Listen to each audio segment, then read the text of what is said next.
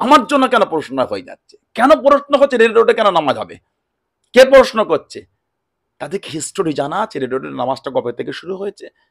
ঈদের নামাজটা 10 ঘন্টা ধরে হয় না, 1 ঘন্টার মধ্যে কাজ মিটে যায়। তাই এই সমস্ত হীনমানসিকতার পরিচয় দেওয়া বন্ধ করে আসে, সভ্যতা ভদ্রতা নিয়ে চলেন। শুধু কি ইসলাম সম্প্রদায়ের মানুষরা এই রাস্তায় ইবাদত করে? সর্বপ্রথম এটা আমাদের ভাবতে হবে। যারা প্রশ্ন ছুড়ছেন আমাদের দিকে, তাদের মধ্যে কি যদি সামান্য মনুষ্যত্ব থাকতো, ভাবেন না আপনি, আমি আপনাকে হেয় করছি না, বাট আমি আপনাকে মানে নোংরা কোনো শব্দ দিয়ে আক্রমণ করতে চাইছিও না। আপনি ভেবে দেখেন না, আপনার ধর্মের বিধানগুলো তো রাস্তায় অনেক সময় হয়ে থাকে। বাংলায় দুর্গাপুজো হয়, কালী পুজো হয়, জগদ্ধাত্রী পুজো হয়। এগুলো কি বাংলায় হয় না? অবশ্যই হয়। আরো বিভিন্ন পুজো হয়। এবং আমার হিন্দু ভাইরা তারা এই আমাদের পাশে তারকেশ্বর আছে হুগলি, আপনি জানেন হিন্দু ভাইদের একটা ধর্মীয় জায়গা। তারা প্রায় ১ মাসের অধিক ওই রাস্তাটাকে নইনট্রি করে দেওয়া হয়। ওই তারকেশ্বরের যে রোডটা আছে ওই রাস্তার নইনট্রি হয়ে যায়। ওই রাস্তাতে আমার হিন্দু ভাই বোনেরা তারা পানি বয়ে বয়ে গঙ্গা থেকে পানি নিয়ে তারা তারকেশ্বরে যায়, তাদের ধর্মের বিধান অনুযায়ী তারা তাদের বাবার মাথায় ঢালেন। এটা তাদের ধর্মের বিধান। তার রাস্তা জাম হচ্ছে তো, ব্লক হচ্ছে তো, নইনট্রি হচ্ছে তো। আমার কি প্রশ্ন করা উচিত বলে মনে হয় আপনার যে রাস্তা কেন ব্লক হবে? ধর্মীয় কাজ রাস্তায় হবে কেন? ওপর থেকে ফ্লাইটে করে যাও, হেলিকপ্টার নিয়ে যাও, এটা কি বলা উচিত হবে বলে মনে হয় আপনাদের? তাহলে এখানে যখন প্রশ্ন উঠছে না, নামাজিলে কেন প্রশ্ন হয় বলেন? আজকে আপনি দেখেন মানে দুর্গাপুজো হয়, কালী পুজো হয়, জগদ্ধাত্রীর পুজো হয়, সরস্বতী বিভিন্ন পুজো হয়, নানা ধর্মীয় ব্যাপার। আজকে রাস্তায় প্যান্ডেল হয়। কলকাতা তো শহরের একটা রাস্তা তো মানে প্রায় ১৫ দিন ২০ দিন পর নইনট্রি হয়ে যায়। রাস্তার উপর প্যান্ডেল হয়। কেন? তাদের জায়গা নাই। তাদের ধর্মের এটা পালন করবে বছরে একবার, জায়গা নাই। মুম্বাই হয়, গণেশ পুজো হয়। বিরাট বড় করে ভারতবর্ষকে নাম করা গণেশ পুজো মুম্বাই হয়। রাস্তা ব্লক হয়ে যায়। কোনোদিন তো এই প্রশ্ন কেউ করে না। আমার করাটা উচিতও নয়। কলকাতায় যেভাবে রাস্তা নইনট্রি হয়ে যায়, আমার এই ভাষা দ্বারা বা বক্তব্য কোনো হিন্দু ভাই যদি ভাবেন আমি বিরোধী করছি, এটা কিন্তু আপনার ভুল হবে কিন্তু। আমি জাস্ট প্রশ্ন করছি।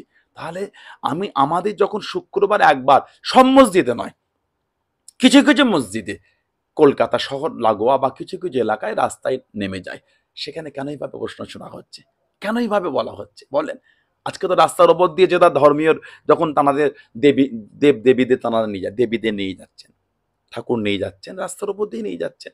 ঢোল বাজাতে, বাজাতে তারা ধর্মীয় বিধান পালন করে যাচ্ছে। তাই একজন মুসলিম যদি সে রাস্তার উপর দিয়ে নামাজ পড়তে দল বেঁধে যায়, সেখানে কেন প্রশ্ন হয়ে যাচ্ছে বলেন? কেন? তাহলে এই ২ জায়গায় ২ রকম চিন্তা ভাবনা কেন হচ্ছে আমাদের? আমার তো একবার ভাবনা আসলো না। আমি তো একদিন বললাম না যে ওটা কেন হবে? বলাটা উচিত না আমার জন্য আমি মনে করি। বাট কি জন্য শুরু হয়েছে?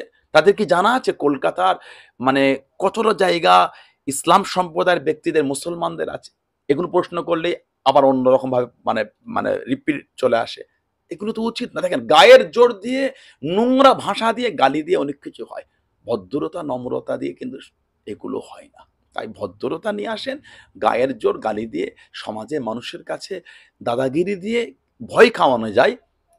মানে ভদ্রতা নিয়ে নিজের মানে সৌন্দর্যটা বা নমনীয়তাটা পাওয়া যায় না। তাই ভদ্রতার সাথে চলেন না। আপনাদের কিছু এই নোংরা লোকেদের জন্য আমার হিন্দু ভাই বোনেরা বা বিভিন্ন সম্প্রদায় ভাই বোনেরা লজ্জিত। যেমন মাঝে, মাঝে ইসলাম সম্প্রদায়ের কিছু ছেলে মেয়েদের জন্য আমরা লজ্জিত হয়ে যাই। যারা ইসলামের নাম লাগিয়ে ইসলামের বিরুদ্ধে কাজ করে। যারা ইসলামের নাম নিয়ে ইসলাম ধর্মের বিরুদ্ধে কর্ম চালিয়ে যায়। যেমন কিছু আছে বাংলায় দেখবেন আছে, বাইরে কিছু আছে সবসময় ইসলাম বিদ্বেষীমূলক প্রশ্ন করছে, শব্দ চয়ন করছে।